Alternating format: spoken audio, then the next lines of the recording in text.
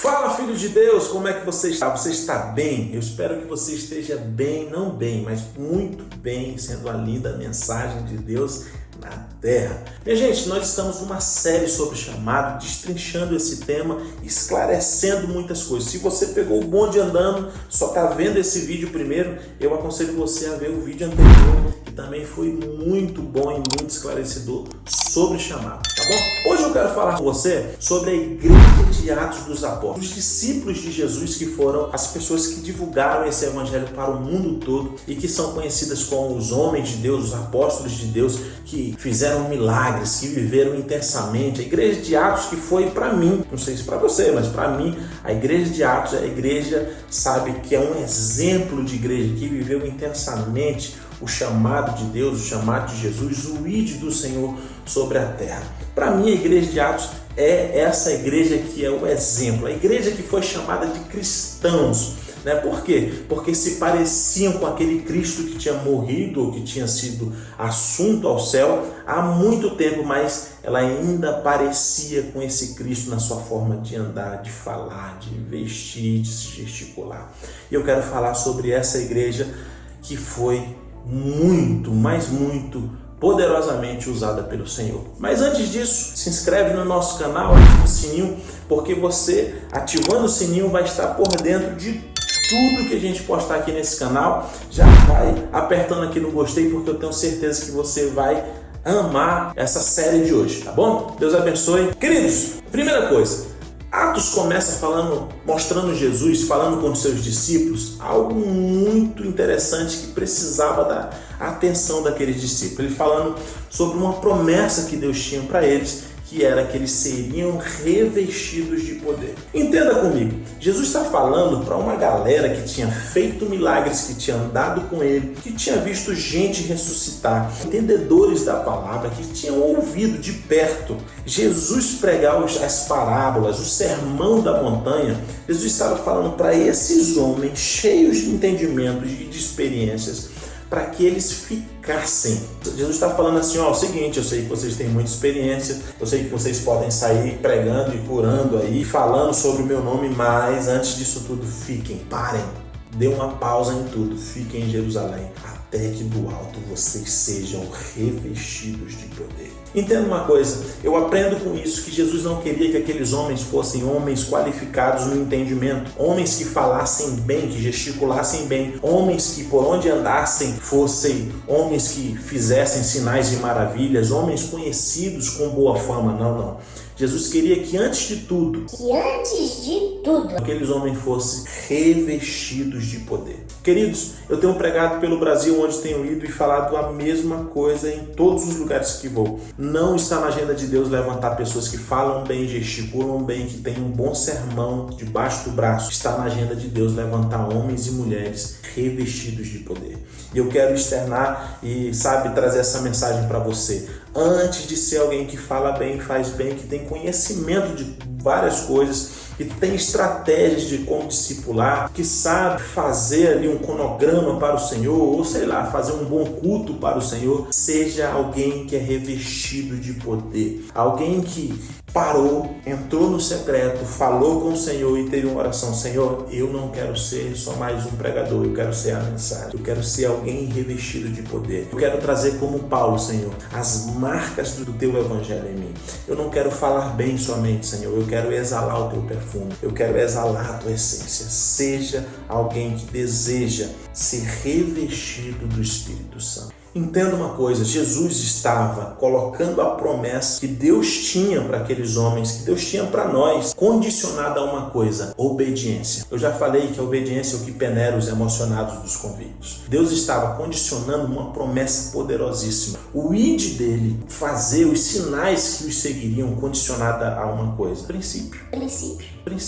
Obediência. Eles precisavam obedecer. Eu vejo muitos jovens que chegam até mim e falam: Alex, eu amo almas, eu amo pessoas, eu quero fazer o vídeo, eu quero pregar o evangelho. Mas aquela pessoa não serve a igreja local, não sabe obedecer liderança. Às vezes vai para os treinamentos com a gente nas cabanas, ou vai para alguma programação na igreja, não consegue obedecer de forma nenhuma. São pessoas rebeldes. Eu gosto muito da frase que o pastor Elismar fala: Deus não entregará o seu avivamento, poder, Ele não entregará na mão de meninos. Esses meninos, nós precisamos ser pessoas maduras. Nós podemos ser de pouca idade, pouco conhecer, mas precisamos ser maduros a ponto de obedecer, a ponto de sermos obedientes e saber cumprir princípios. Só Jesus sabia o quão valioso seria aquele momento de espera, aquele momento de ficar recluso, aquele momento de oração na vida deles, pedindo por uma coisa: Espírito Santo, vem, para que nós sejamos cheios,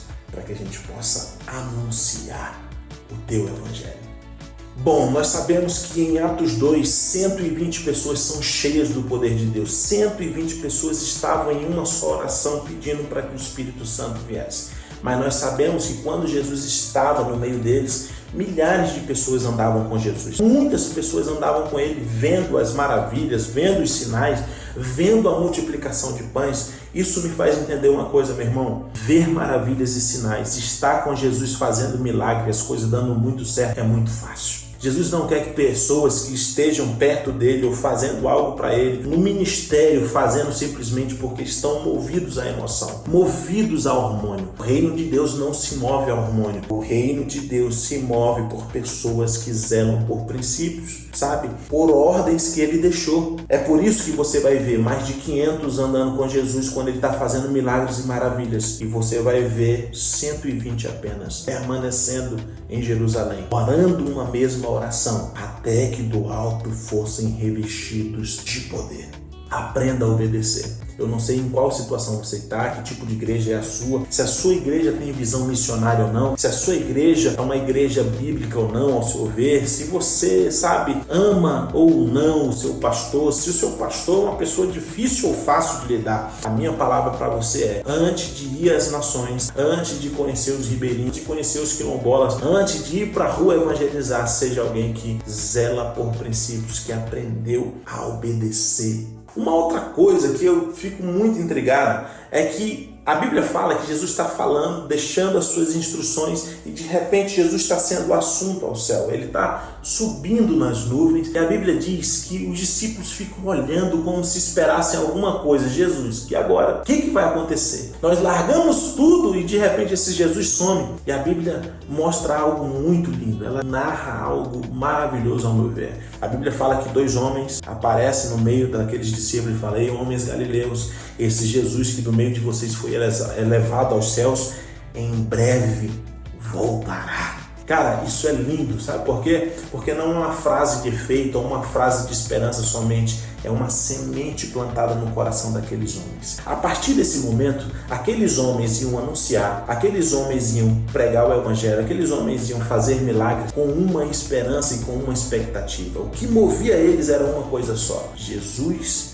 voltará para nós. Aqueles homens não estavam fazendo porque pregar o evangelho traria status. Aqueles homens não estavam buscando o Espírito Santo porque ser cheio do Espírito Santo faria dele pessoas respeitadas. Pedro deixaria de ser conhecido como o pescador ou o homem que fedia peixe para ser conhecido como um homem cheio de poder. Não era isso que movia aqueles homens. O que movia aqueles homens era: em breve Jesus voltará. Queridos, eu quero que nesse momento, você que está assistindo esse vídeo, comece a pôr na balança qual é realmente a intenção que você tem ao buscar qual é o seu chamado. Qual é a verdadeira intenção que você tem quando você sobe ao púlpito para pregar uma palavra? Qual é a verdadeira intenção que você tem no seu coração quando você posta um vídeo na internet pregando e falando sobre Jesus? Você realmente tem a intenção de que Jesus seja conhecido por intermédio de você, que você seja simplesmente, sabe, um canal, uma fonte? Você tem realmente essa intenção? Ou simplesmente você tem qualquer tipo de intenção que não seja Cristo? Sabe, o reino de Deus, infelizmente, está cheio de pessoas que não têm o desejo de que Cristo seja conhecido. A intenção é fazer do chamado um palanque, é ser conhecido porque tem poder. Não toque no ungido do Senhor, né? É ter autoridade. Mas sabe que você